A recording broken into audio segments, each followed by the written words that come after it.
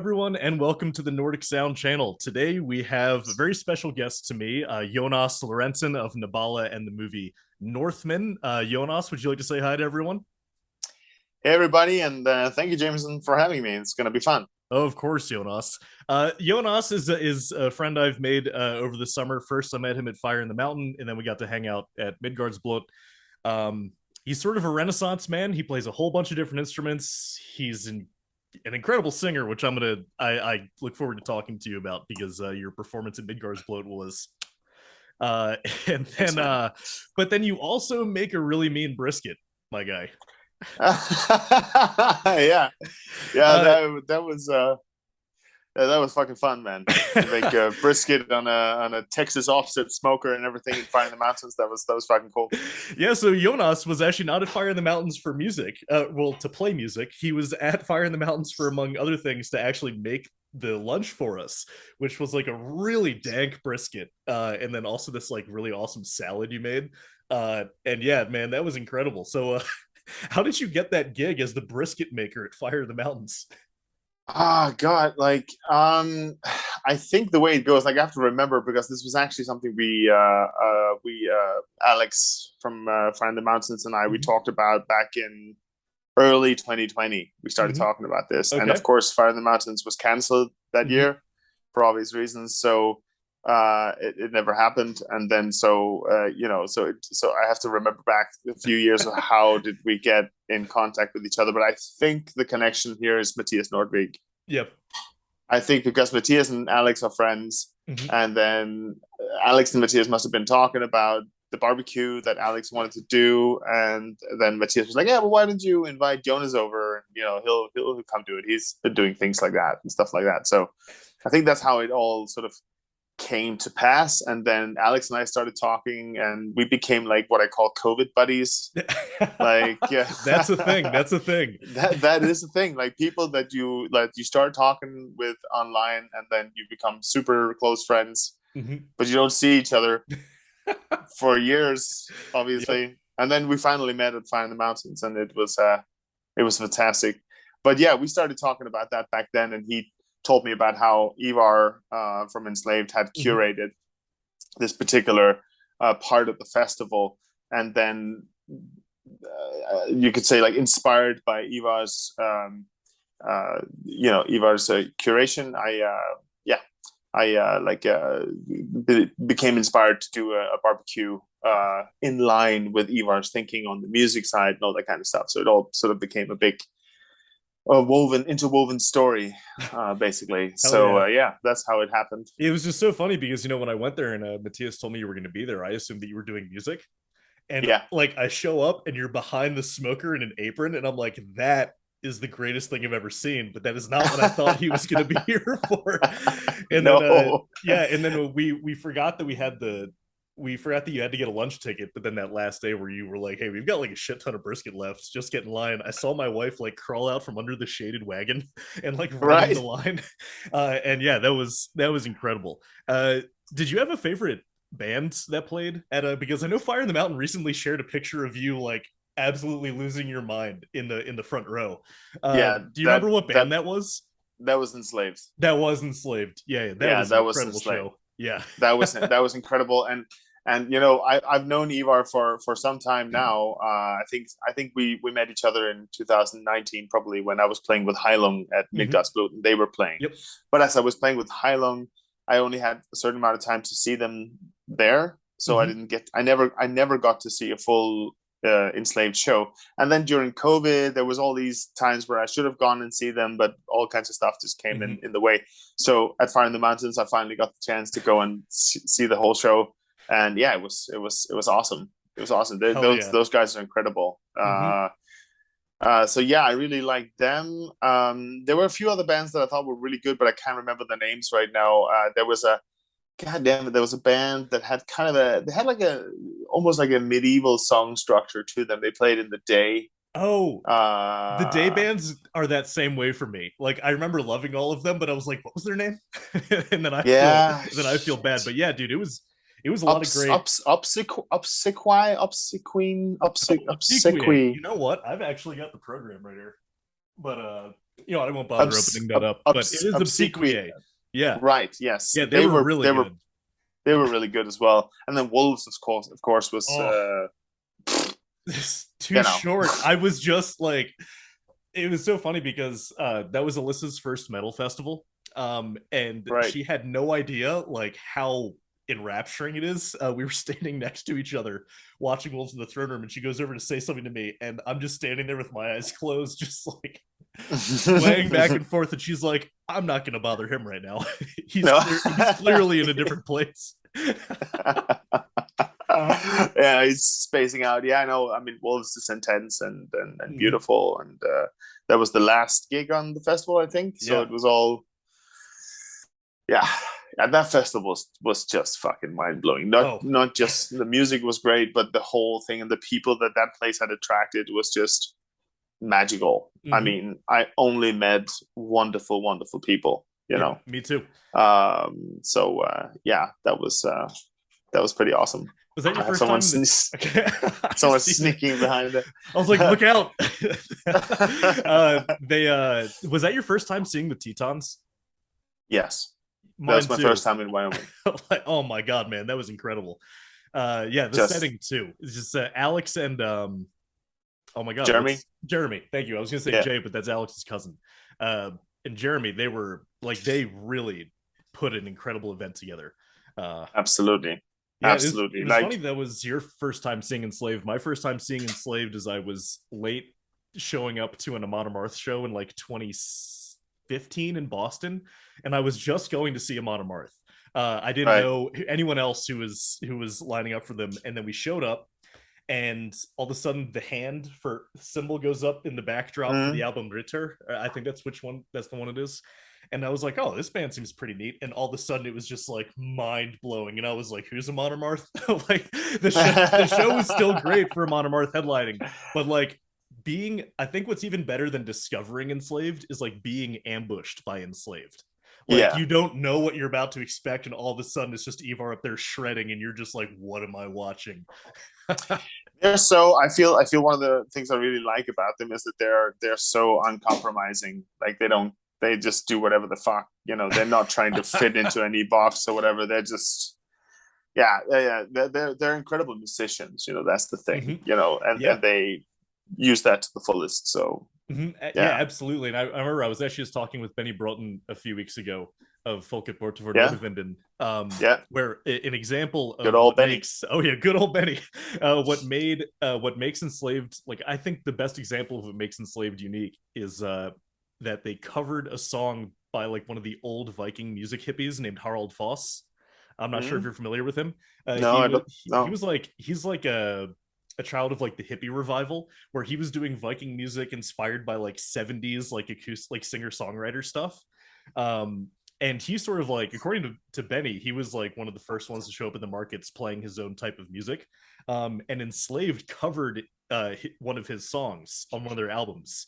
And so What's like that called? that's Sigmund's Kvadet. It's an old ballad. You probably know the Right, ballad. right. Yeah, Yeah, yeah, yeah, yeah. and I remember I rediscovered Enslaved after that concert when I was looking up more songs by Harold Foss, and I was like, Enslaved, this is that band that opened for Amon Amarth. This must be like a really intense version of that song. But no, it was just throat singing over like the heavy enslaved drums with like Yeah. Ivar playing a guitar lick. It was incredible, but it wasn't black metal. But that's what No. Enslaved's all about. It's just like we're just gonna do music that we like. Yeah. Exactly. Exactly. That's what I really love about them. Mm-hmm. Yeah, totally. I mean, also coming back to Fire in the Mountains, and I'm supposed we'll be talking about Midgardsblot as well. And there's a connecting tissue there because and those are the kind of festivals that I really like today. When I was younger, of course, I just going to a festival and listen to music and getting shit faced and all Oh yeah. that was enough. But now I feel that there are festivals that are coming out that really try to deepen a connection to something Mm-hmm. or have a certain purpose or a Mm-hmm. certain thing that they want to bring about, and that is really what a festival or a festivity of any kind should be about. It should be about connectivity, Mm-hmm. connecting to something larger, or whatever. So there's been, I knew of festivals in other genres of music, like for instance the Boom Festival in Mhm. Portugal, which is Okay. a huge, that they are sort of like that's like psychedelic, ambient, tribal from all over the world kind of All stuff. But right. there's also a liminal zone, and every Mhm. year they have a theme. Like so, it'll either be the divine feminine, that's the theme that year, Okay. or whatever. These kind of spiritual ideas, or not sustainability, but maybe something like healing the earth. That would be Mhm. a theme one year, Mhm. and stuff like that. And then they'll have people in talking about these things, right? So I knew that this concept was there and I loved it. But seeing it now in the context of like this dark music, this metal and Nordic folk revival or whatever fuck Mhm. you want to call it, Yeah.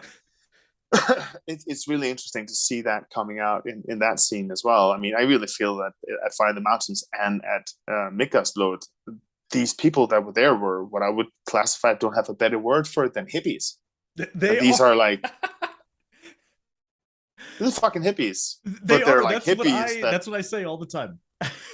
yeah, it's instead of going like this, they go, that's the only difference. I might have told you this at both Midgardsblot and Fire in the Mountains. I would have to catch myself because living in Colorado, I'm conditioned to just throw up this whenever I say hi to Mm. someone. I'd be in the middle of Midgardsblot, I see someone I recognize, and I'd throw up this, and I have to go, this. Oh, wait.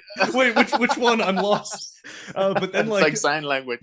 but then so Uh, often people would like throw it back. They'd be in like an Ergahol t-shirt and just like throw it yeah, up. I'm like, hell yeah, yeah, hell man, yeah. it's Why hippies. not? Did you see? Did you get to see the crowd during Mirker's set? I didn't see Mirko, no, unfortunately. So like I've made this joke a few times already, but like when she came out, like Midgardsblot absolutely turned into like a Norwegian Woodstock. Like all of a sudden, Right. the average age like raised by about 10 years, and all of the period dress from like the Viking Age, everyone in their linen tunics and everything, and flower crowns. I was like, this is advertised as a heavy metal festival, and I swear to God, I'm in Woodstock right now. Yeah, And yeah, it was yeah. yeah, it's there's a huge amount of overlap I'm noticing, is at least in this space between metalhead and hippie, and I'm here for it. It's like it's beautifully weird, and I wouldn't have it any other way. No, absolutely. Like you half expect her to start playing "Blowing in the Wind" or something Yeah, like that, and everyone just like, she does have this song on the latest album that literally starts off as like an homage to Bob Dylan's Boots of Spanish Leather. "Oh, Where really? yeah, she sings like farewell, farewell, my own true love. And the first time I listened, I was like, is she covering Bob Dylan right now? But then it breaks off into its own thing. And Yeah." when she started playing that live, that's when I was like, is this Bob Dylan? Like that was when it broke the barrier for me. Does she also play a version of Drømte meg en drøm i natt? I dreamed a dream tonight. Do Oh you know yeah, that yeah, one? that famous Danish, that famous Danish Famous. tune. Yeah, she plays that one as well, Yeah, right? I'm I pretty think sure she so. does. Yeah. Yeah, yeah. That is also like in Denmark known as a sort of a hippie song, because Mm-hmm. it is that old, but it's all about, it kind of is about, uh this dream of some beautiful world that could be, right? Mm-hmm. So it has that hippie thing as well, that the hippies always dreaming of the better world, like the more beautiful world that we all know is possible, but Yeah. you got it's to get it's there it's the somehow. it's the Danish imagine. Yeah, Just imagine all exactly. the people. Yeah. Oh Exactly. man, yeah, that's great, because that's something I'm definitely trying to bring out by doing these interviews and stuff. Is there's this perception about this space, right? Mm, Metalheads, it's all like corpse paint and like burning down churches yeah. and all of this, and even in this PhD program I'm here with, like these people who are very learned about music still have that really outdated concept or perception of what Yes. this space is like. And so a lot of what I do here is to try and like redefine how people imagine this space or how they perceive it. Mm, And to me, a yeah. big part of that is bringing in the stuff that like Rune Rasmussen from Nordic Animism, what he does, and stuff that like the exact stuff you're talking about right now. It's just like hippie metal crap. It's Hippie a metal whole crap. different Yeah. way. Yeah. So hell yeah. So I didn't invite you to the Zoom call just to fawn over enslaved. So how about we start talking Sure. about your music? Huh? Sound good? For sure. Sound good, man. For Awesome. sure. So before we talk about, I really want to talk about your experience with Northman, but before that, I have no idea where you come from as a musician. I know you're from Denmark, but I mean, like, how did Mm, you start music? Like, what does your musical journey look like? Because you're pretty right. eclectic. I can't really see where you came from through the music you No, make. Yeah. I suppose it's a long story. I mean, I always played music since I Okay. was very young. Mm-hmm. My whole family on my dad's side is musical in to some extent. Mm-hmm. Some of them professionally, some of them, just but they know how to pick up a guitar and start playing whatever Beatles song there is, or Yeah. that kind of stuff. I mean, so a lot of times at family dinners and stuff like that, there'll be a lot of singing, a lot of playing everything from old Danish folk hymns and more classical stuff to Beatles and the Eagles or whatever, Beautiful. from there from the older generation's time and stuff like that. Uh, so I always play music since I can remember, Mm-hmm. singing mainly. And so did the whole thing, learned to play the piano, choir practice, all that stuff growing up. And then I started getting interested in rock and roll when I started hitting my teens. Of course, not that I As didn't one listen, does.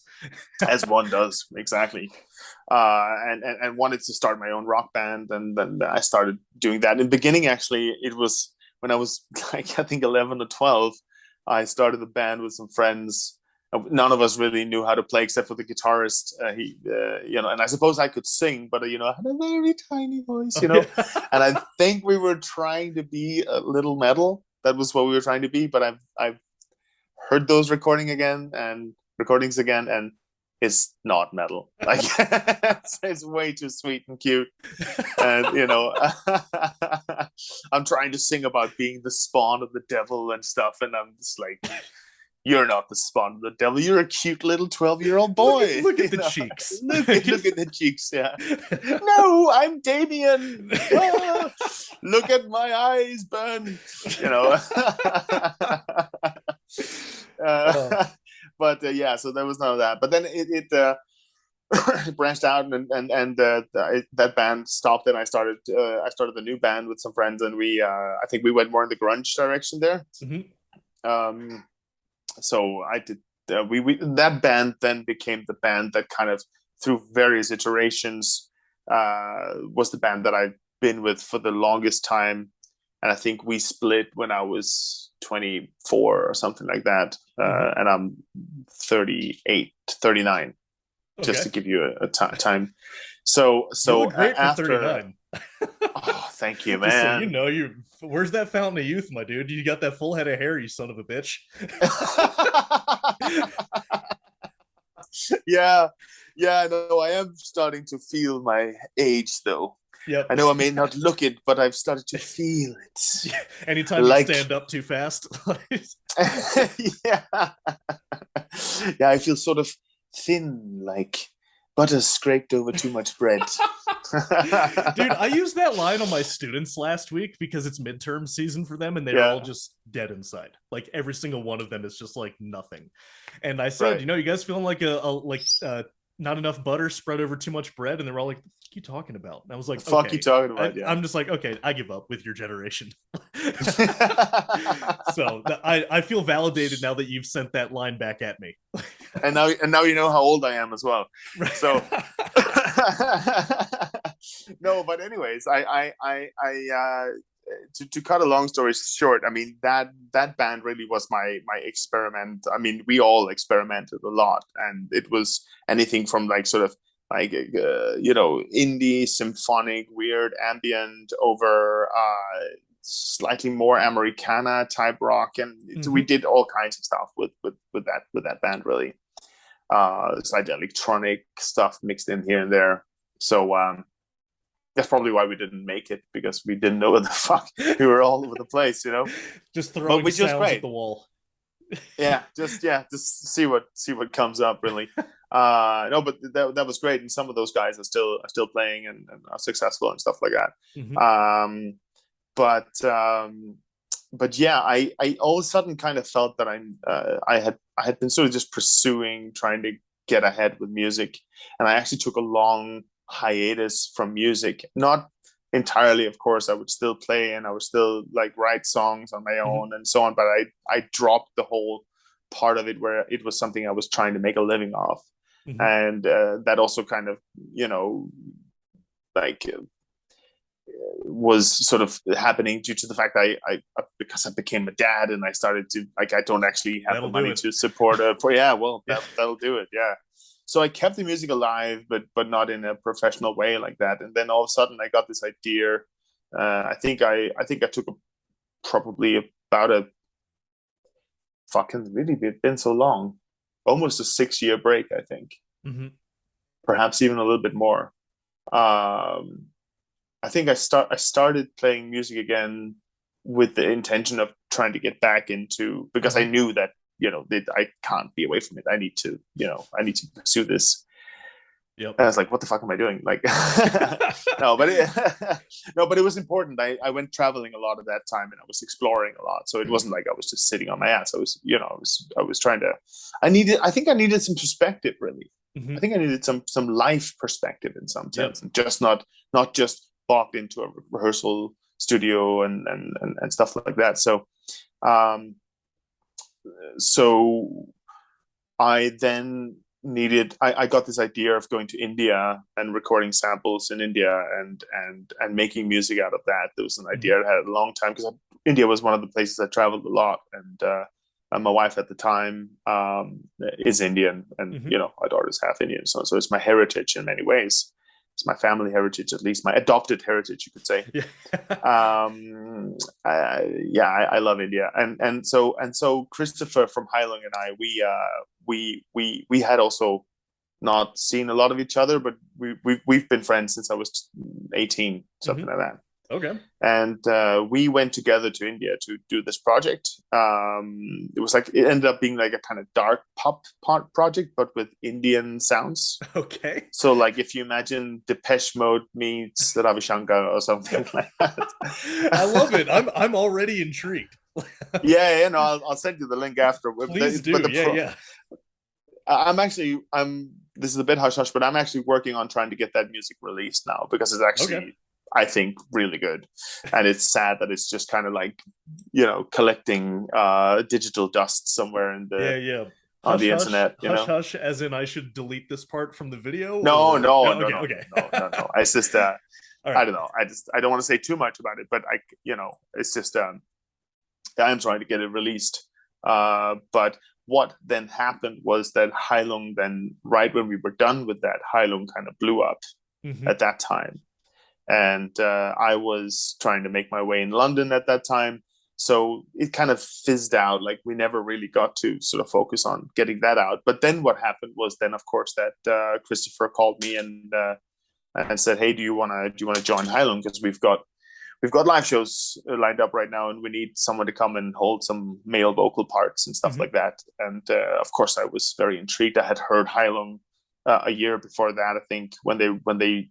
I don't think they had even released it at that time, so I was listening to it in Christopher's studio, and was Hell super yeah. intrigued about what the fuck they were doing. I think it was Alpha de Haiti That's that my I heard the favorite first one. time. That's my favorite I one. mean, It's just yeah, and it really reminded me of like a meditation retreat I had in Dharamshala Mhm. in Dharamshala in India, where the first time I heard throat singing, with these Tibetan monks sitting there and chanting all their Mhm. their mantras and stuff like that in a tiny little temple. And I was just so intrigued when I heard this because because it had that energy of that, but then it was so aggressive and so dark and Nordic, Mhm. and I was like, whoa, this is fucking hell. What the fuck are you guys doing? Like, so yeah, I was super intrigued to be a part of Harlem, of course, and that kind of credit where credit is due. That kind of really reinvigorated my search for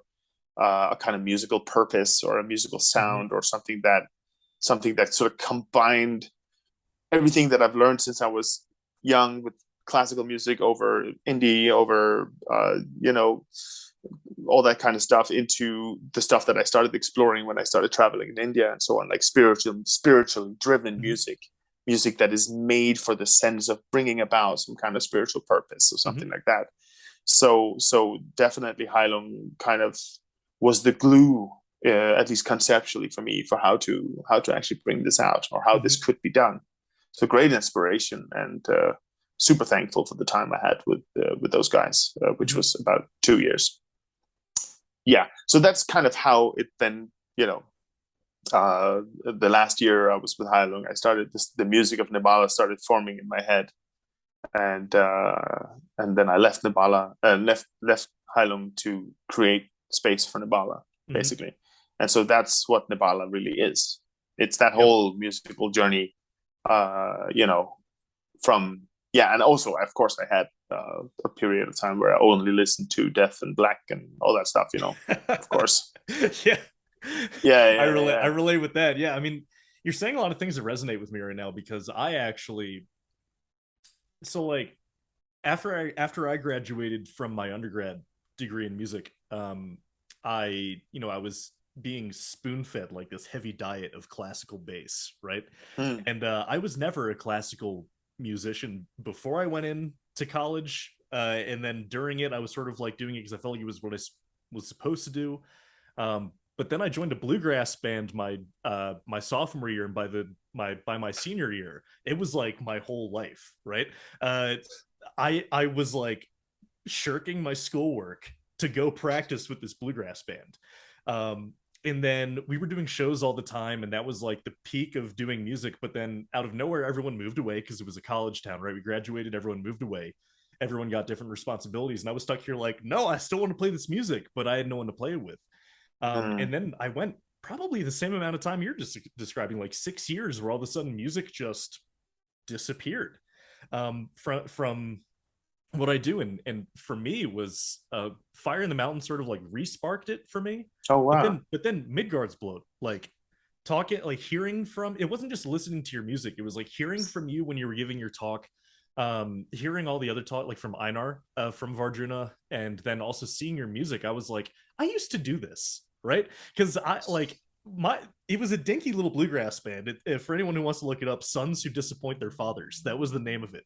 And Great, our great our name. our fiddler Great was fucking name. Isn't that all of us? Isn't that all of us? yeah, I know, but the best part is the fiddler was a girl named Carolyn, and whenever someone Yeah. would be like, the son, and then she would be like, technically I'm the most disappointing son, and we would always just lose it because she was the sweetest. Carolyn, I'm still very good friends with her. She actually teaches Great. music in Jordan now. And she's an incredible musician, and she's so In sweet. And Jordan, yeah, in Jordan. in the Middle um East. Okay, yeah. It's funny when cool. she first told me that, I thought that was the name of a town in New Hampshire. And so she was like, yeah, I'm going to Jordan for the summer. I was like, all right, cool. How far of a drive? And she was like, the Middle East. So yeah, so I've been So she a bit yeah, far, a yeah, little bit far. Yeah. yeah, So yeah. but anyway, yeah, so like that was, we were performing like weekly. My friend had this basement in this house that he had no care for the security deposit of. And so we would just have house parties there like every weekend, where we would do our own sort of like curating local bands, and but then we'd open it because you don't really follow rock band with bluegrass, so we would always open to sort of set the mood. Of course. And then out of nowhere, like that just stopped, where like this weekly thing to me like disappeared, and I was like, well, I guess I just don't do music anymore. But then after Fire in the Mountains and Midgardsblot, I'm looking at all these instruments I have, and I'm like, I used to play music. This used to Mm, mean something to me. And so it's only been yeah, recently, like in the last few weeks, where I've just really started to like rediscover what music has been to me, and reminding myself that I used to be a musician before I was a learned scholar, if you right. want to use that term. So yeah, man, I get it. You leave for a few years, and then something happens, and at the end of it, you're like, that's in my veins, and I need to Yeah, do it. Yeah. yeah, absolutely. Yeah, So how did you? Let's talk about Northman, cool. because I here's my Northman experience. My wife and I are early morning people. She's a baker. We don't stay up late, right? We're like old already. So when we go to see a movie, we're going to see like the 10 a.m. showing of it, right? And Right. so, but the thing is, that's the time where either the theater is going to be empty or it's going to be full of the local retirement homes. Now, Yeah. luckily, it was empty. So which one did you get? Okay. Empty.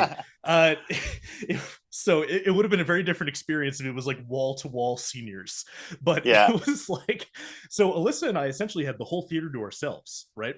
And I didn't even watch the trailer. I like being completely surprised when I go into a movie, and I don't Cool. go in to Yeah. see a movie often. I can't sit down for that long usually. Now, from the first minute to the ending scene, I was like white knuckling my chair. Like, Wow. this is Yeah. incredible. And then the music the whole time, when we finally came out of the theater, and it's, it's noon at that point, it's like bright out. We're like, I thought we were in Iceland. I Yeah. thought we were in Iceland. And all we could talk about the rest of the day was just like, I sort of want to go like see that movie again. And we are like, is the soundtrack up yet? And all this, and it was just like, I would love to just hear you talk about what that was like approaching both as because you were acting in it at least for a little bit, right?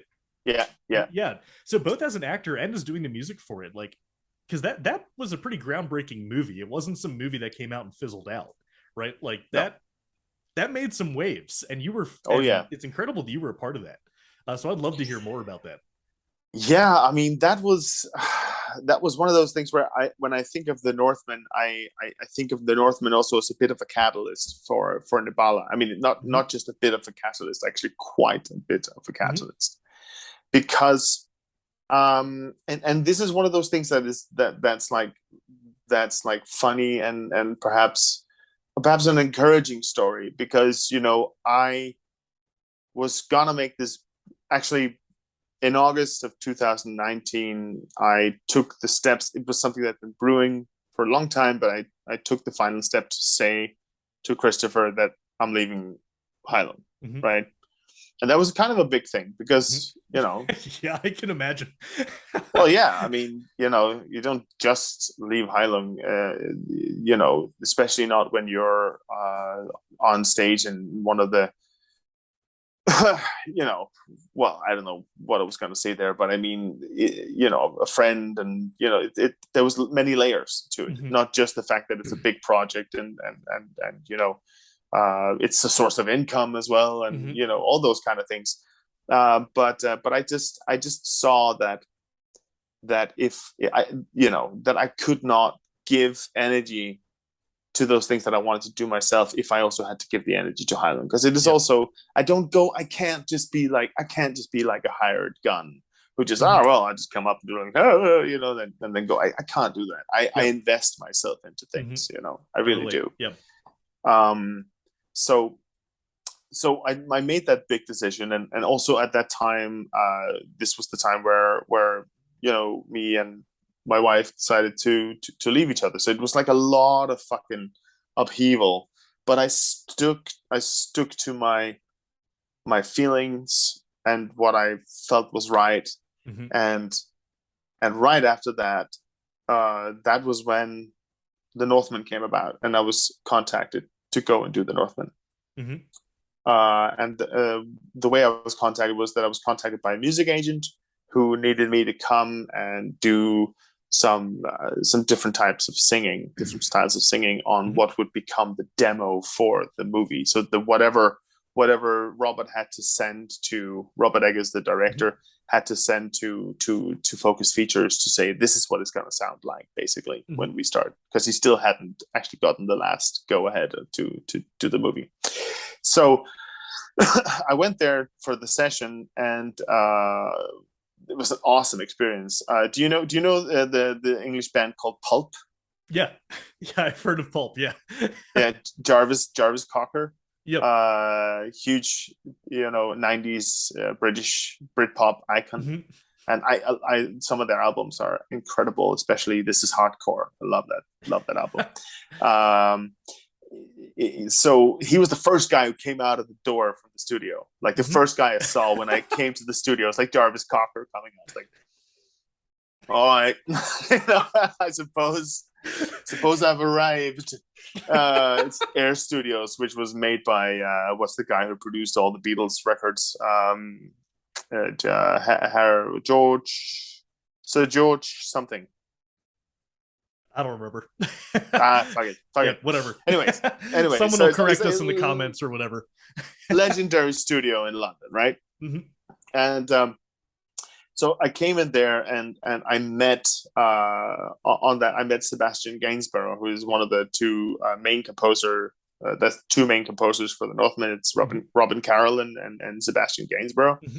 and I met him there, and we kind of like something happened or whatever. We just started talking about mutual interests and stuff. Like we decided that I decided to ask him if he wanted to be partner on Nebala as well. Oh yeah. So the first three tracks that Nebala released was done with Sebastian Gainsborough, and Hell so yeah. so that was and also I had actually kind of like thought that I wouldn't do Nebala in necessarily a Nordic Viking kind of thing Mm-hmm. necessarily. There could be elements of that, but it necessarily didn't need to be. But the Northman kind of inspired me or reinvigorated or reignited my flame Yeah. because I was kind of done with it after 2 years with Heilung, Yeah. like fucking shields and spears and antlers, and You see the you antlers and you just know, start shivering. I was like, I'm triggered. No, not to that degree for sure, but Yeah. like, but I was just kind of done with it or whatever, Mm-hmm. and You had a hangover. You had a bit of a yeah, hangover with it. a Yeah. bit of a hangover. Yeah, Mm-hmm. exactly. So, but anyway, so it kind of reinvigorated or reignited my want to do that. I seem to have talked myself into. I kind of, where are we now? Where did we start with this? This was all about how did it? Northman. No, the Northman. Yes, Yeah. the Northman. So, and I had been handed the pages the day before. Of course, this is like typical showbiz Yep. shit. Like you get the pages that, can you sing this four fucking, can you recite this whole four, what do you call it, verses long, Yeah. Old Norse poetry? Is like, shit. Okay. But I remember, and this is like, one of those pivotal moments. Like I feel that I still remember this day. Like when they called my name, it's like, okay, Jonas, you're up. There had been a lot of other people in doing session work, right? And there's like, Jonas, you're up. I remember like, whoa, fuck. Okay, I'm up. Like, okay, I hope I fucking prepared this properly. I hope I'm doing what they want. And then my mind started racing. And then from the control room to the actual recording room, there was a pretty long, very dark, or at least it felt super long for me. Very dark corridor that, if you open the door and you go in and then you open another door and you come in. So I went into that dark corridor, and for like I don't know, it felt like a long time for me. I froze in there. I was like, I got super like, shit, But then it kind of dawned upon me, and I was like, wait, why am I freezing up? This is what I fucking do. And then I just thought, I'm just walking into my house. This is my fucking house. So, I just opened the door and I went in. I don't know if it was a long time. But the guys in the control room sitting like, how long does it take him to go through that fucking corridor?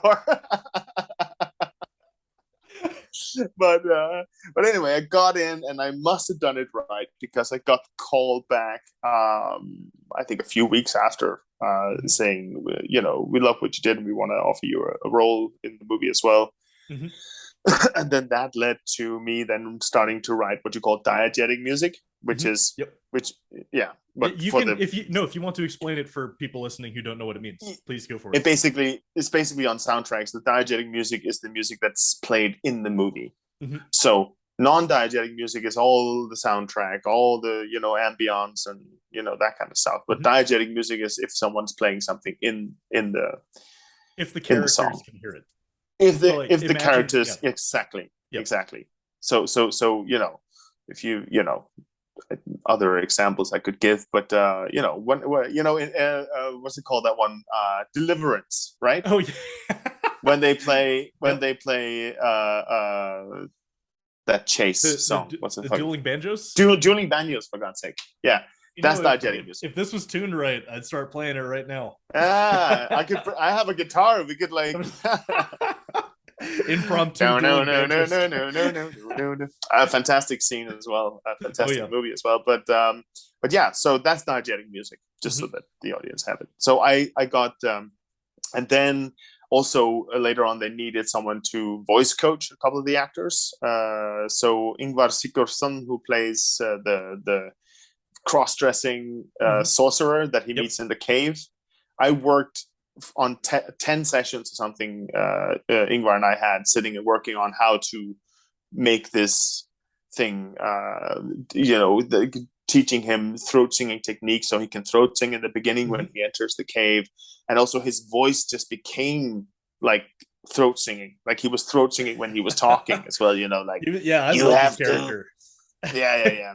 You have to decide between hatred for your enemies Dude, I and love love for that. your kin. Yeah. So it just became like, yeah, someone who lost his voice in like Like Ned from South Park. Do you get does that exactly, refer yet? It's exactly. coming right for us. It's coming right for us. Oh, that's great. So Yeah, I'm seeing already we're like how between Heilung and then doing the music for the Northmen, I can now see that thread I was looking for of like how yeah, Nabala came to be. yeah. Um, so like was Nabala already cooked up like okay, I'm trying to get the timeline straight. Was Nabala Mm. being cooked up during Northman, or did you already have Nabala's stuff down somewhere and then you worked on Northman and then you went back to Nabala?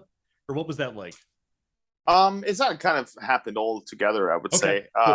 Like the music for Nebala and how it was going to sound, started coming to me.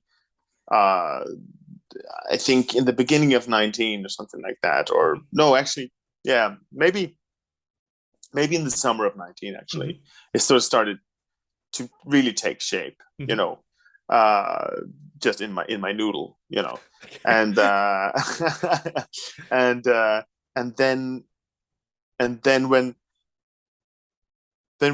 the when I left Heilung, I think I pretty quickly after that started contacting Matthias Nordvig to Mm-hmm. start working on the concept. Mm-hmm. I knew what it would. I knew what I wanted it to be about. I knew that I wanted it to be about sexuality, Mm-hmm. sacred sexuality, and all this kind of stuff. I knew that for various reasons, but how to then channel that into an, a mythological, spiritual uh, being or whatever, that was something I needed assistance. Mm-hmm. So I started, and Nena and I, Nena, who is a philosopher and my ex-wife, and we've been talking about uh, these things at a philosophical level for Mm-hmm. ages. But to sort of really create the framework and the language for it and all that, I needed someone like Matthias. Yeah. So yeah, exactly. So we started talking, and so Matthias became a COVID buddy as well. Full circle to Oh, that's funny. yeah, exactly. And we started working on it, and then that whole thing with the Northman happened, and I met Sebastian, and then I started really channeling the music out. And so when I came to Sebastian in his studio, I already had like bits and pieces, like melodies Mm-hmm. and chants and all that kind of stuff. And then it kind of just happened in the room.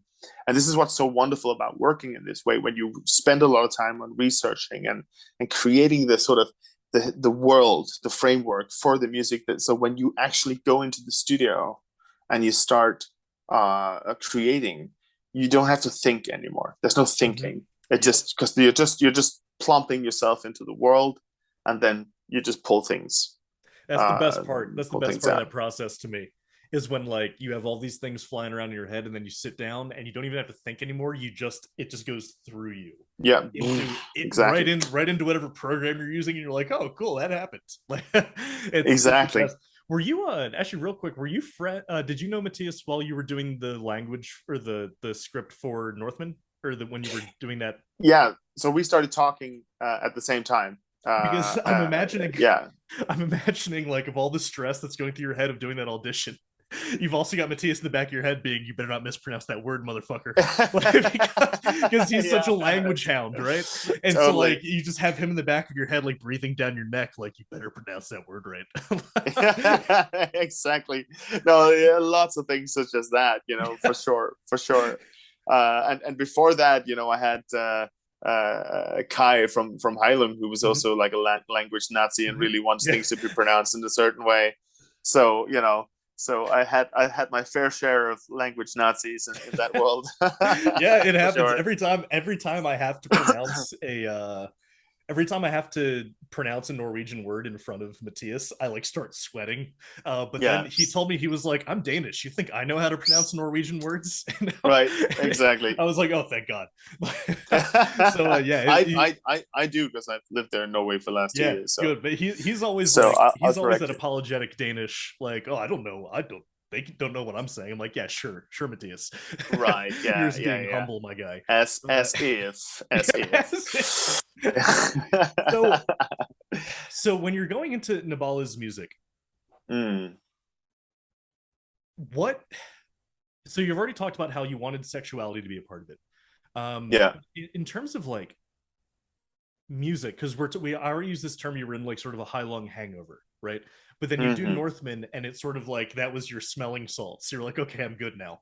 And Yeah. then Yeah. Yeah. you Yeah. do. So when you were going into doing Nabala's music, what sort of vision did you have for like the soundscape and all of that? Like, how do you, because it's such a new, right? Like, not to fluff you up too much, but it's like such a, at least to me, it's such a new No, go on. Fluff. style of Fluff. music. Oh, please. It's such a Just new style of music. It's unique, at least to thanks, me. man.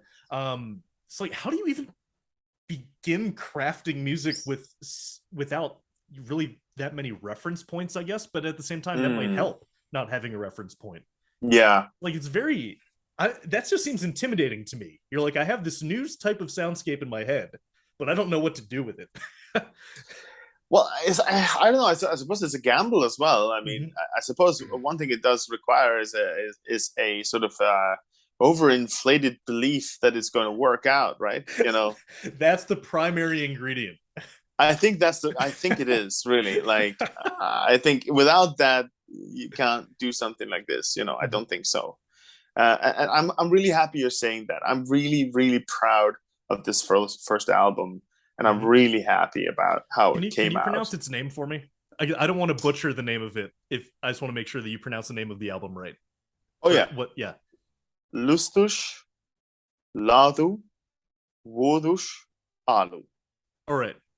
Cool. All So right. I do so Thank you for that. I have some friends who does like really like Ladu, Hmm. but I do a little bit of a th on it, Ladu. Hmm. So it's a mix between those two. Hmm. That's super geeky, but I prefer that. So Yeah. again, this is not based on what would someone living in one certain area actually Hmm. how would they actually say it. That's Hmm. just an aesthetic thing for me. Yeah.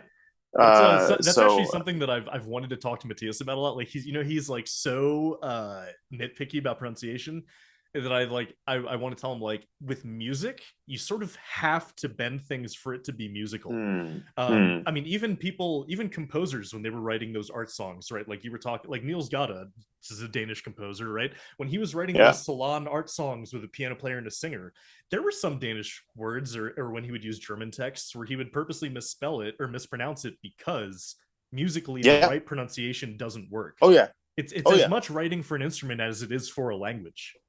So at yeah. least for It's me, I a get why you take those liberties. 100%. I mean, it's a poetic freedom as well. Yep. I suppose it's the best you could call it, really. So yeah, I certainly do that with this language that Mm-hmm. Nebala is sung in as well. Um, but I mean, yeah, I mean, I think again, like it was, I kind of, I kind of heard how it would sound in my head. Mm-hmm. I kind of knew what I was going for.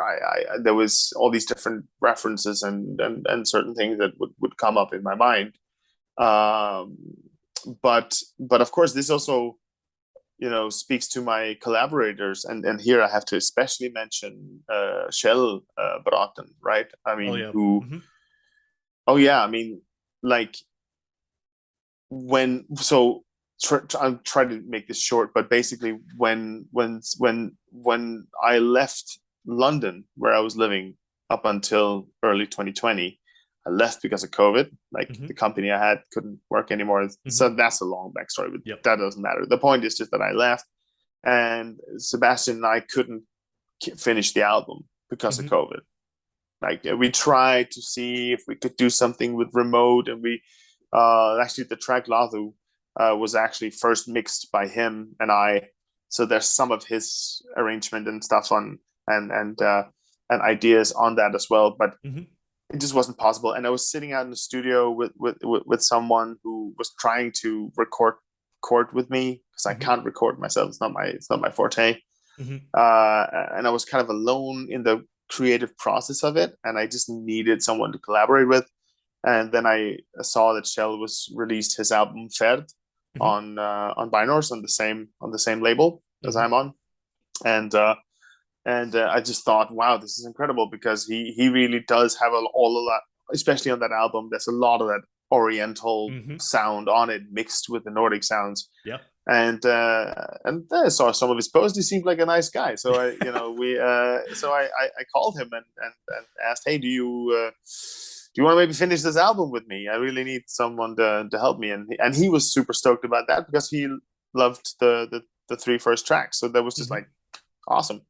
So and he in the beginning thought that he was just going to be a tech monkey, and I was just going to tell him what we were going to do, but I was like, no, no, no, no, no, I want to bounce things to you, and you come back, and we see Mm-hmm. where it goes. So he ended up, arranging things, and like he has like I don't know, 100+ ancient instruments. So I've it seen was that literally, collection. Yeah. it's incredible. It's just like a fucking playground. It's just amazing. That's So the best way to put it. absolutely. And so we were, so whatever sound I was thinking of, he had something that could do an approximation of that at least. Mm-hmm. So and he plays amazingly on the lure as well, which Mm-hmm. is the opening track. Alagabia, that whole lure thing was arranged by him, and he mixed the whole thing, and yeah, and that's just ended up being a wonderful fucking collaboration. Yeah, what a So great thankful. collaborator. Yeah, like that's a you two are a dream team together. Like, you've got your crazy imagination. He's like, which of these 100 instruments fits that Yeah, sound in your head? exactly, He just like he's exactly. like a dealer in a back alley. He opens up the Yeah, trench it's coat. like He's like, I got some which of this. Tibetan singing bowl will work for you? Exactly. Are you getting deep? Are you getting high? Where are you going? Like, like, do you want to go all the way in? Like Yeah. he's got all these different uppers, downers, screamers, laughers. Yeah, dude, that's great. I mean, like I still remember like the first time. Okay, so my first actual experience with you, with your creative, with your art, I guess would be the best way to put it, is me and Alyssa were completely stoned out of our minds in our car, right? Sweet. And we were at that point where it's like we're both just staring out the windshield, and all of a sudden she just picks up her phone, she starts scrolling through Instagram, and she gets really quiet. And I was like, "What?" And she was like, "Dude, read this." And it was that thing that Matthias translated for you about like the cosmic sexual energies or whatever. I can't remember exactly what passage it was, but Alyssa was like, your teacher like translated this or something like that. And I was like, dude, this is the most beautiful thing I've ever read. And we just passed it back and forth. I was like, who is this guy? And I looked it up. I was like, holy shit, this is awesome. It's like, just so you know, Wow. that was my first impression of you, was just like Alyssa Awesome. handing me her phone being like, dude, read this.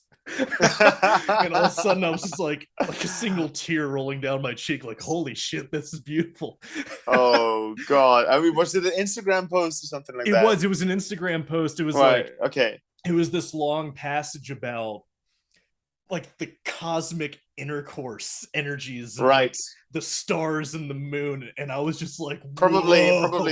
probably the one about Skirnir, right? Yeah, Probably the one that was about it. yeah, That yeah, was it. yeah, yeah, yeah, Yep. yeah, yeah, yeah, for sure. Like the how to it's a intercosmic human to cosmos, that whole Yes, that. thing. And I was The, like, the what? whole idea of like that everything is eroticism. Like me sitting and like I can touch this table right now and I could actually feel erotic from that. I could Yeah. if I, and it ties into the whole the idea of living erotically. Hmm. That everything you do is in some sense. It doesn't need to. It doesn't mean that I want to put my dick on this table, right? Yeah. You're right. I I'm get not you. trying to. I'm not trying to make babies with the table, but this. I'm just going to show you. It's a very, very old, fucking beautiful table. Like Okay. with all kinds of patina and shit, That like, and is a worms sexy have gone table. through it. It is a Yeah, really man. beautiful old antique. So it is a sexy table. I mean, everything can be sexy. Walking through the forest, touching the leaves. Mhm. Feeling the sun on your fucking face. I mean, tell me that that's not erotic. That Man, is you are erotic. talking to the right person. I literally got tired of being cooped up in this apartment a few days ago. I was like, I'm just gonna go camping in the Rockies. I Yes. went right up there and I just sat listening to the elk make their mating calls like all night long. Like I'm just sitting there and all I hear is and, like, and I'm sitting there like under the stars, like there was this storm coming down the valley this side, but then it was crystal clear on this side. And you see the first stars start to come out. And yeah, that's like spiritually erotic. Like that's Yes, it is. stimulating, man. I Yes. get that entirely. Yeah.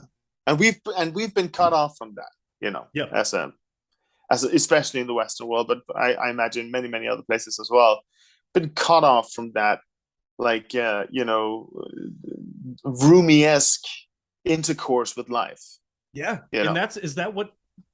is this kind of what you were talking about earlier when you were seeking out festivals that do this sort of thing? Because that's something that both Fire in the Mountains and Midgardsblot do, right? Yeah. Like they sort of force you out of your normal routine, out of your normal daily life, and all of a sudden you're dancing around a campfire with a drum circle and a bagpipe. Yeah. You know what Fuck I mean? yeah. Like everyone was loving that at the festival, but then no one goes home and does it, except for maybe the musicians there, like Manuel, and you met all of them. You gave that beautiful toast to them Yes. and everything. Yeah. Like I'm Yeah. sure they do it, but most people in that drum circle go back home and probably won't see another drum circle until next year.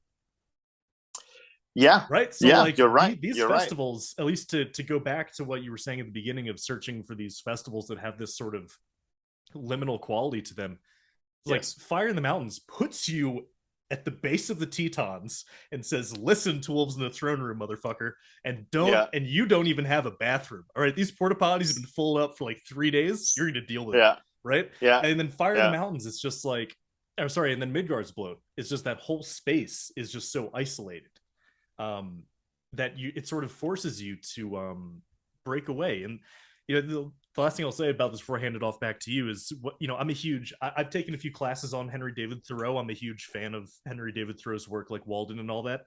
And Mm-hmm. one of the biggest misconceptions about him is everyone thinks that he wanted everyone to just drop out of life and build a cabin and never do anything productive again. But his actual thesis was how important it is to break from routine so you can view your life from a different perspective.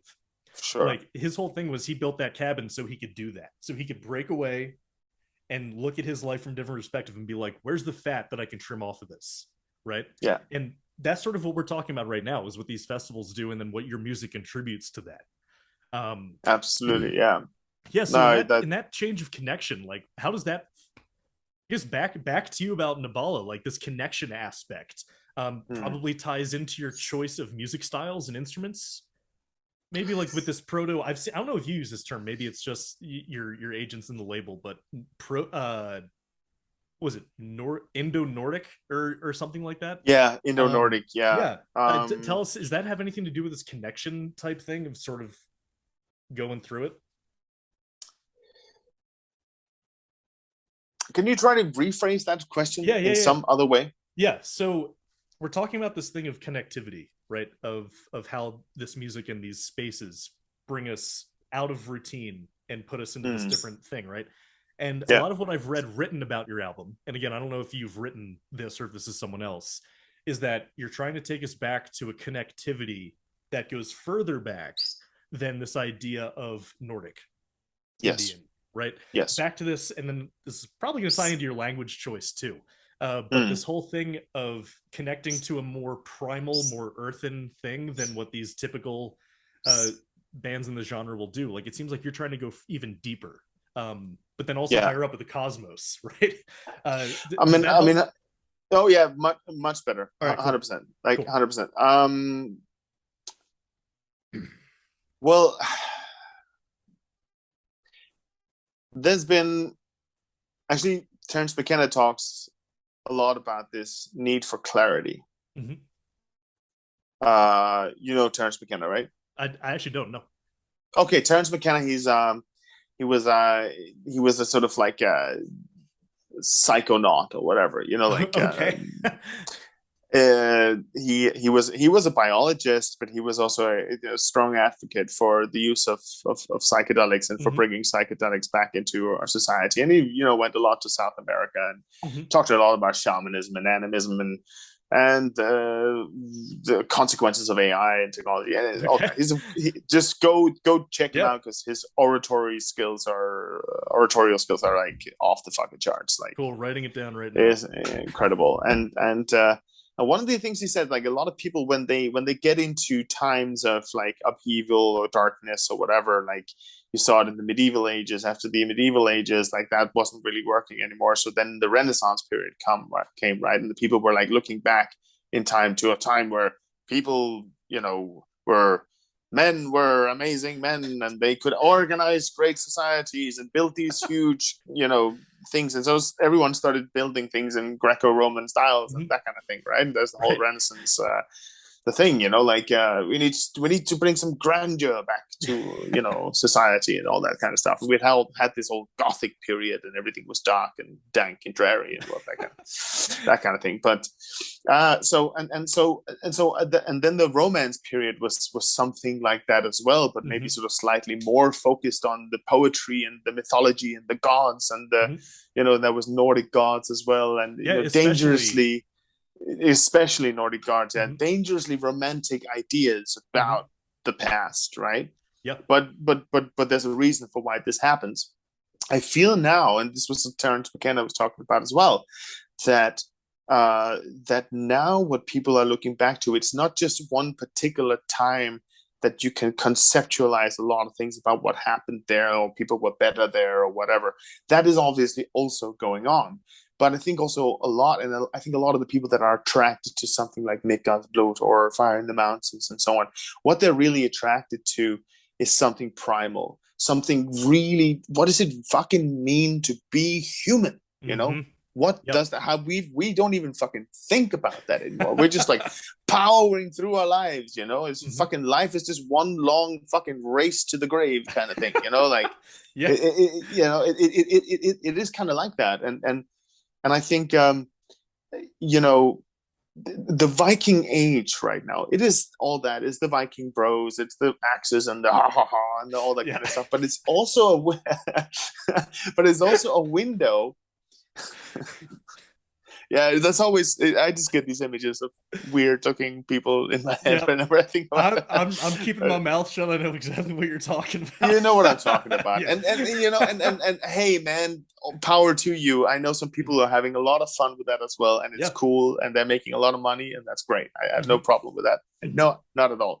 But what I want to talk about here in this context is that there's also the other branch of that kind of tendency, and that is the people that are looking where the Viking age is just a window to an older time. It's because Absolutely. all the material we have that talks about this thing that we just talked about with Skirnir, right? Hmm. With seeing phalluses in the trees and the cosmos to human sexual relationship, Hmm. nature and human sexuality being mirrored in each other and all that kind of stuff. This is like what people are looking for, actually, right? Hmm. So the Viking is just a mirror to that more ancient time, that more primal time, that time where you know we were living with cycles. Our own inner cycles were mirrored in the cycles of the earth and so on and so forth. And so to try to create music that kind of in some way addresses that Hmm. is I think definitely what I'm trying to do. And because like it can be a difficult one to communicate also when you say, okay, this whole album is dedicated to sexual to sacred sexuality. I mean, what do you mean? Is it just a lot of moaning noises that you've made a beat out or something like that? Like what? How do you? Because it has to reflect in the music, and then on top of that, you're not even singing in a language you can fucking understand. I mean, how do I know that? How do I know this is fucking and not war? Like Yeah. how do I know? And you don't really, but I happen to believe that if you put an intention into something, and if you create your art with that intention, it will shine through in some way or another. And it certainly 100%. did, because there were some people that wrote, and I saw this, that wrote after our show in Midgardsblot that they half expected an orgy to spring out in the middle of the crowd. And they didn't all know what this was about. I'm absolutely 100% sure about that. So, Jonas maybe. just goes up there, you wave your wand, and everyone's just making love. It's Fuck yeah. if we can just round this out with a third South Park reference, I'm just imagining you as Chef. It's just like the moaning noises. I want to lay you down by the fire. I want to lay you down. Yeah, man. It's just like it's what you're saying here is something that I've been trying to figure out a word for, because what I've noticed is, I'm always talking from like an academic point of view, because the academics are who I'm talking to and with and for, right? Yeah. People see the Viking Bros, right? And they sort of write it off as, oh, it's just this weird pop culture thing, right? Yeah. It's, there is Which it also is. Which it also is. I was about to say, For sure. there is absolutely that layer of just, it's the cool thing. Sometimes it's a way to just exhibit toxic masculinity with like an excuse. It absolutely can be, but I feel like throwing the baby out with the bathwater. I don't know if that phrase is if there's a Danish equivalent of that, where I know that phrase. Okay, cool. Just making sure. Yeah. And where like just if you write off that whole movement, you're missing the really prominent section of this cultural movement where the Vikings are not the end, they're the means to a different end.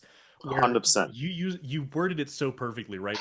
People are using the Vikings as a window into this time period where, just like in Midgardsblot, your tents are all now your neighborhood.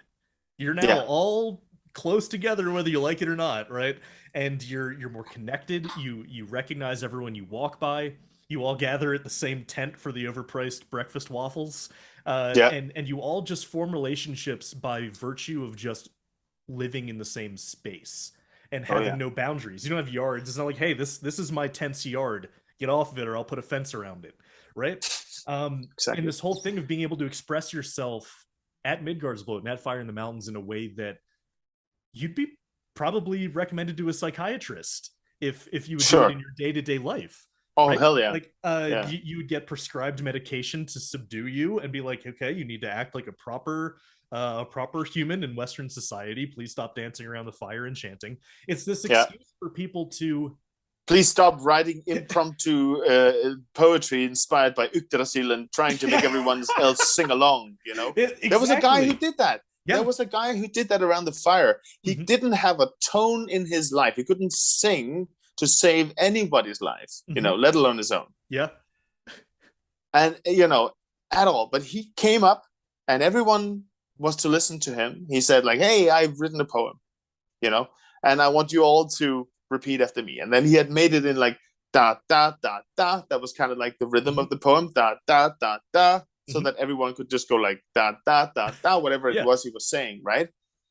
And I was just like, dude, you're so fucking awesome, brother, man. You're just like you're just like, you're not trying to impress anyone. You're not trying. You just want everyone to sing along on this thing, like, and everyone did that. Yep. That's why I meant what I said.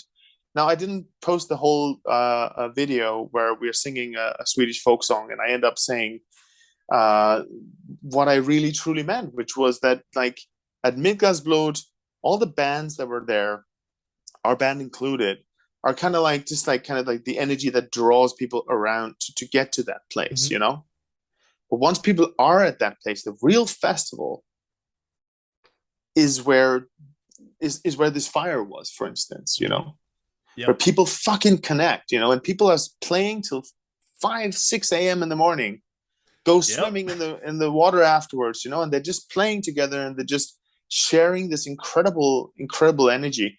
It actually made me cry at one point. Like I was just sitting, I was like looking at all these people, like, fuck, Every night, this man. is what it Every night for me. I'm every single I'm night. very open about how emotional I get. Every Right. single night, I would start tearing up. Just like you look around, there's the beautiful coastline and the sky, but then you look down, it's like sort of going back to your cosmic to human thing, right? I'm looking up and there's the beautiful moon and the stars in the sky, but then I bring my focus back down to 5 feet in front of me. And there's this Mm, beautiful microcosm of all of these people who yeah, didn't know each other 3 days ago, who are exactly. all now partaking in this beautifully human experience that we don't get to do in our daily lives. It's yeah, man, it's Absolutely. absolutely magical.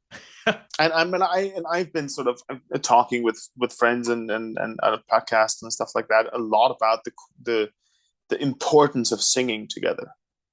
Because Mm-hmm. this is something we've so bloody lost, 100%. back when we didn't have CD players and jukeboxes and whatnot, and and today just an iPhone, you just fucking press and then you get music.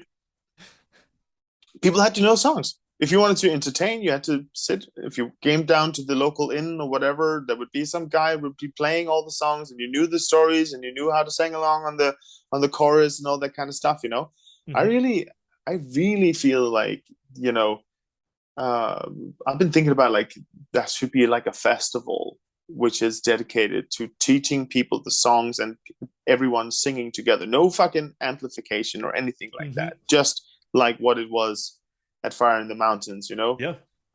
with 10 drummers and even more with counting all the people that were standing around just Mm-hmm. drumming along on their own, not just the people that were in the center, like fucking bagpipes and flutes and whatnot, Mm-hmm. and just people singing, and sharing their voices.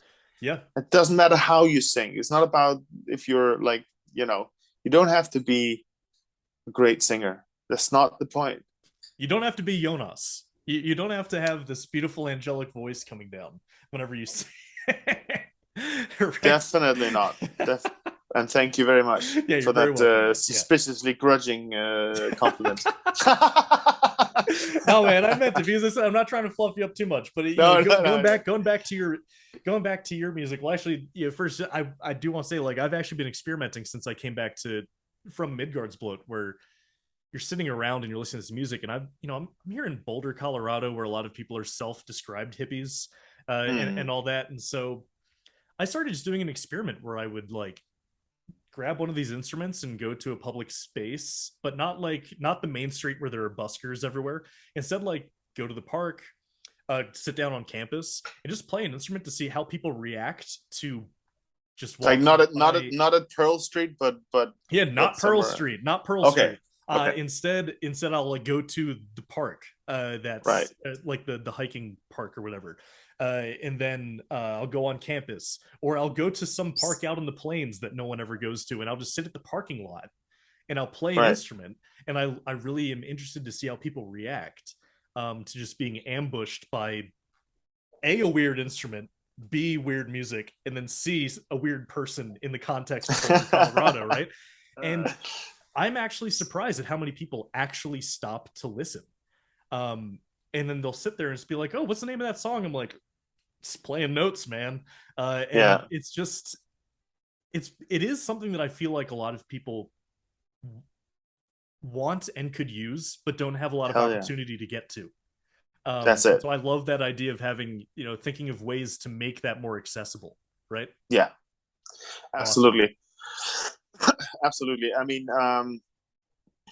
Yeah, I mean, I actually had this. I think I remember having this debate a little bit with my good friend Finn, who was so kind enough to do the sound for us at Midgardsblot. He's also the sound engineer for Heilung. And we've been friends for many years. And I remember once on a tour with Heilung, we were talking about this whole idea of sort of like, what if, there was a collapse and there would be no more power, that kind of stuff. And, a Mm-hmm. lot of people are thinking about that these days, right, as Yeah. well. It's like, what kind of entertainment would we just then had? How could we, do live shows and all that kind of stuff, and what a strategy that would be. I can't remember how we got around to this conversation, but what I do remember saying was that, but who?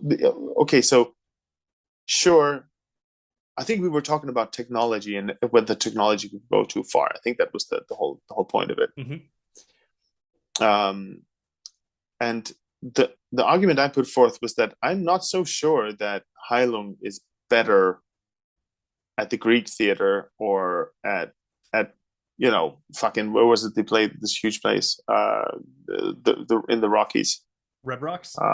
Red Rocks, yeah, Red Yep. Rocks, yeah. I'm not so sure Heilung is better there. I mean, of course, they're making a huge show, and that's a beautiful fucking creative project, and that's awesome, and there's nothing wrong with that. But I'm not so sure it's better there than it would have been with 50 people around the fire. I would pay top dollar to go to that concert. Because then it wouldn't be a concert anymore. Then it would be a circular, real ritual. I love then that. It would actually, and I'm not saying they should do that. I'm just saying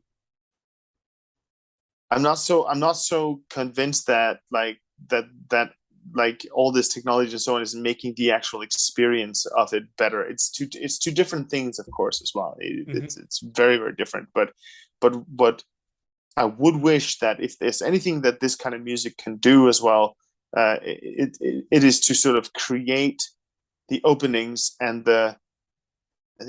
maybe inspire people to do shit like this at home. Beautiful. Yeah. It seems like you're dangerously close to to recommending a Heilung Unplugged album.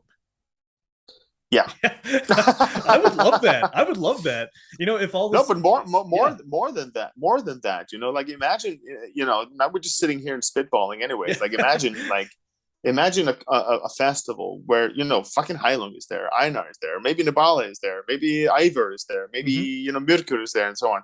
But it's instead of it being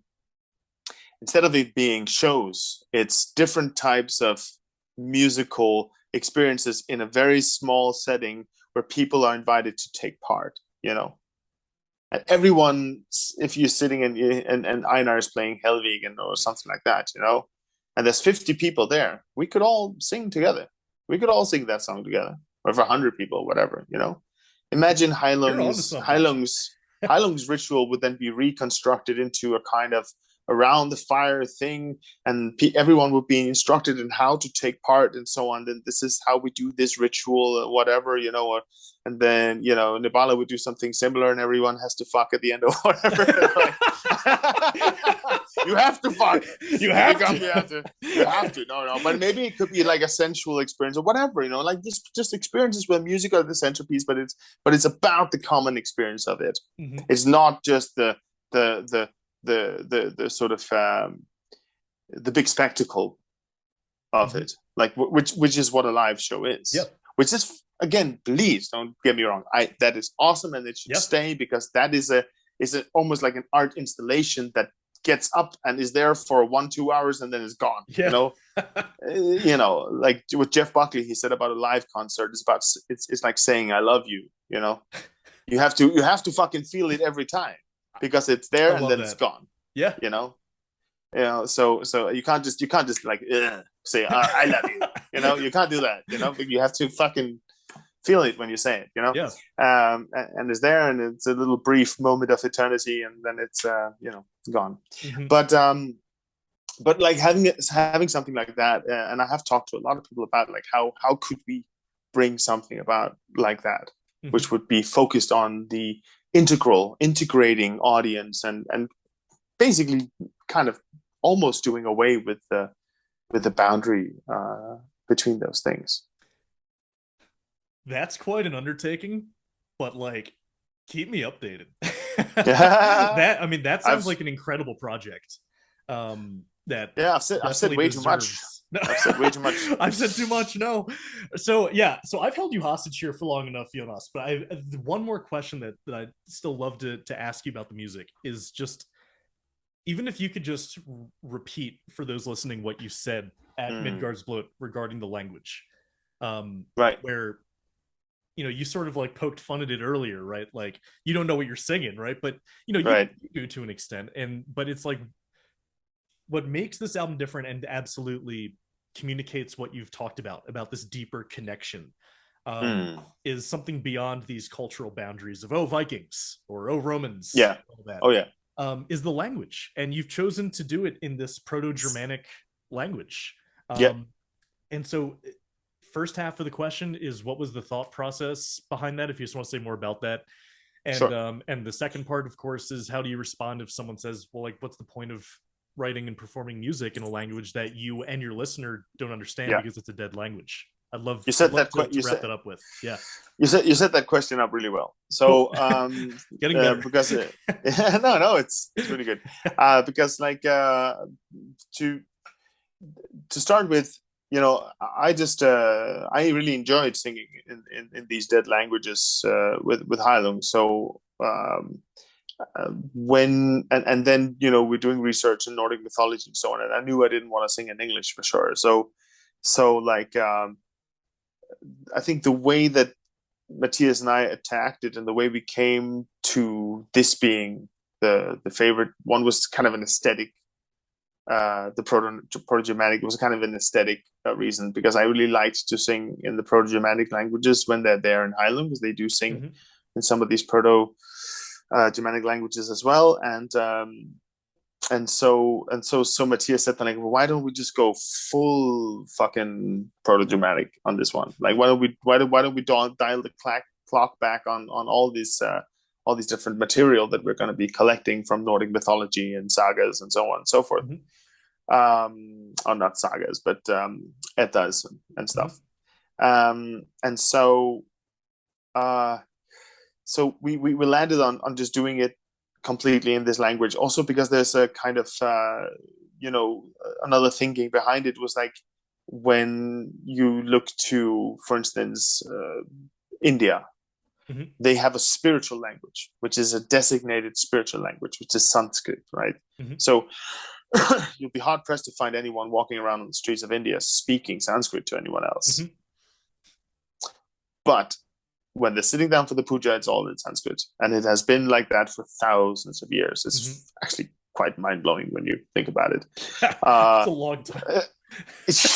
For so many thousands of years, we don't even know, right? So that's always done in Sanskrit, and it elevates it kind of elevates the ritual that it's done in this particular designated language. And you have lots of other examples of that, of course. I mean, just closer to home with Catholicism, of course, some things being in Latin and so on. And once upon a time, it was all in Latin. So the rituals are carried out in these languages, and so that was a cool idea to sort of create a Nordic spiritual language, to sort of reconstrue a Nordic spiritual language. And then, of course, you have to go with the oldest one that you know, which was then that we have an approximation of, at least. So that was then Proto-Germanic, and I just thought it sounded so beautiful. It has so many beautiful sounds. Of course, the rolling R's, but also those ash and the sounds and stuff like that, which are really beautiful. And then to the second part with the whole, like, yeah, but still, like, why? Don't you want people to know what you're saying? And I think what you're sort of fishing for is that there is a strength to singing in a language that people don't necessarily understand. And that also, if you look at many indigenous tribes and so on, their music, they're singing they're just singing words. I mean, they're not singing words, they're just singing sounds. When they're humming to the rain, it's a particular type of sounds that they would use for that, which is only understood by them and the spirits, at some kind of meta level, not direct word for word. There's no word such as that. And so when you're hearing someone singing in a language you don't know, you can kind of do a little bit of the same, where you bypass the sort of bias that people might have. Like, if I say a word to you, you already have tons of different experiences in which you've heard this word. Mm-hmm. So you have all these contexts and you contextualize and your mind runs along. And so maybe you even forget to listen to the one who's actually saying the word or singing the word, right? Mm-hmm. So this comes back to what Krishnamurti says about when you hear someone talk to you, listen to the one that is saying the words. Don't listen just to the words. Mm-hmm. That is just, and that's also, I mean, that's also even scientifically true. We know that when we're talking to someone, we actually read like 60 or 70 or 80% just from body language. Mm-hmm. We don't even actually really, so so you cut out that entirely and you just are left with just the feeling by Mm-hmm. singing the language that nobody really understands. And then of course if people want to fill their boots and go in and research and find out more Mm-hmm. about what's the behind stuff, then people can do that because there's lots Mm-hmm. to take from, but you can't, but it should be possible for you to just listen to the music and get a pure feeling, a pure transmission, Mm-hmm. a feeling through simply listening to it. Yeah, when you were talking about all of this at Midgardsblot, like that was one of the things that really stuck with me the most. Like, the whole plane ride home, I was sitting there like, words. Do I need to understand them? It's just like really Yeah, sticking in my head. And then, when I told you yeah, that I got back into music, the first thing that I said to myself was, I'm gonna write my lyrics in Norwegian because Norwegian is a language I can read and write, and my pronunciation needs a lot of help. But it that thing you said where when you hear a word in your own language, that all the words we hear have baggage with them, right? yeah, And you think a little too much about the word that's being yeah, said. And so yeah. when I started writing, little simple verses in Norwegian, that's exactly the effect it had on me. No longer was I sitting there like nitpicking over the word. I was sitting there like the meaning came across, and I'm focusing on what it feels like saying the word or singing the word.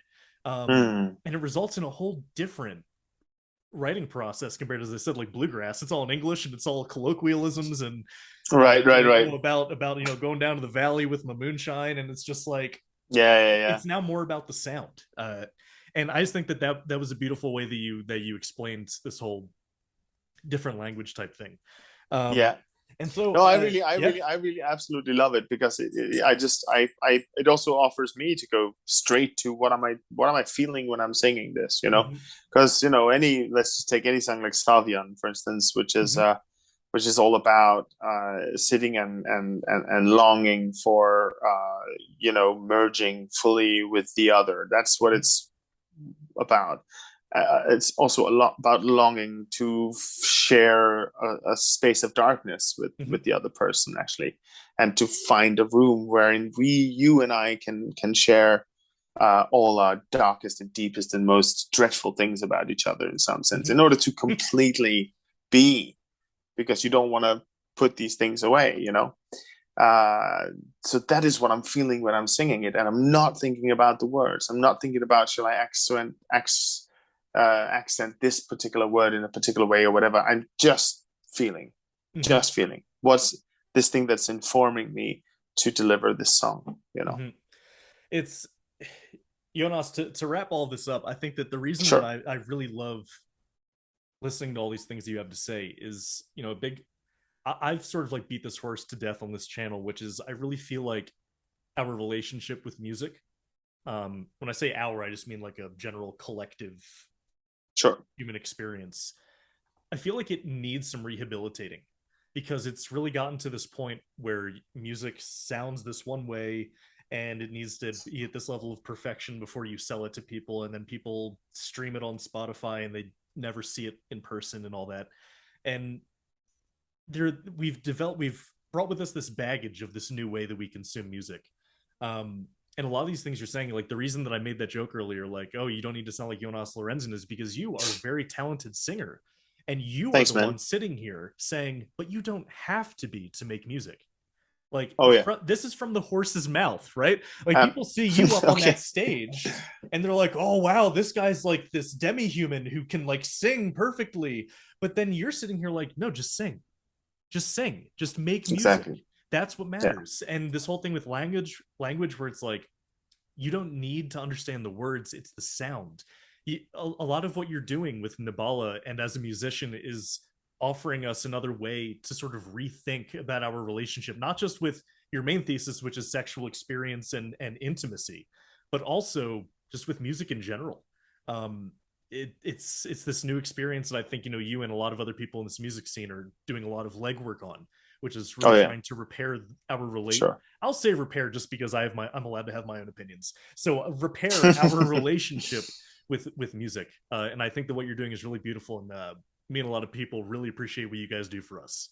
So and we love Thank you, hearing man. and Thank you. we love hearing what you guys have to say about it. So Thanks, Jonas, Jameson. yeah, absolutely. Thank you so much for joining the Nordic Sound channel. I'm interviewing your sister next week. Awesome. Hopefully Amelia will have better internet on Bornholm. Is that how you pronounce it? Will The she be on islands. Bornholm? I don't think I she'll think be there, oh, will she she? won't. Oh, never mind. I was gonna make a joke about hopefully Bornholm has better internet than the Marriott in Chicago that she was trying Yeah, to yeah. phone me in I'm sure from. it does actually. I'm in Bornholm right now. I'm Oh, okay. actually on yeah. I'm in my Cool. dad's house.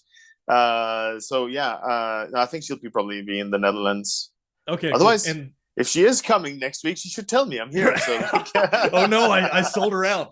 And then I'm also pretty sure I'm interviewing Chell next week too. So I'll pick up a whole great. bunch of these threads. But Jonas, thank you so much for joining us and sharing your experience and your wisdom with us. Where can people find you, your music, keep up to date on what you do?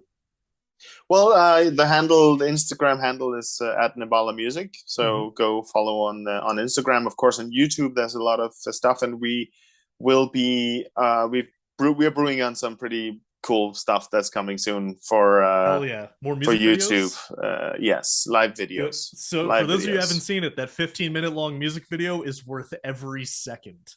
Oh, Yeah, thank you, Jameson. Jonas Absolutely, yeah. Jonas killed all those chickens himself. Yeah, I'm, well, no, I didn't. I'm I kidding. didn't. I'm I didn't. kidding. I had to break that ice in the question and answer. Like the music and the video was so intense that when it got opened up to questions, I was sitting here like, Yeah. "Did you kill those chickens?" Did you kill those fucking I had to chickens? because when the camera pans to you walking through a field of like 50 chickens on the ground, Right. my first thought is they're It's a fake, lot. right? But I was like, someone's got to break this ice, right? It was just, god damn, That man, that was was just funny. so good. But in all seriousness, that music video was great. Like, Thanks, and man. yeah, all that. So, And then, of course, Spotify, Nebala. Just go on Spotify and check out the music. And yep, if you want to buy the album and all that, it's at on the binors.com, where you can find the shop and all that. And just hell some, yeah. yeah, I've got it. I've got it on my wish list. I've got like a list of albums, like a mile long of physical albums I want. Yours is on it, so I'll get it eventually. awesome, man. Thank you, All right, brother. Thank Jonas, you. thank you. Looking All forward right. to seeing you next time. Thank you for the music you make. And It's a pleasure. Great being here, well, man. yeah, cool. Have a great day, man. You too.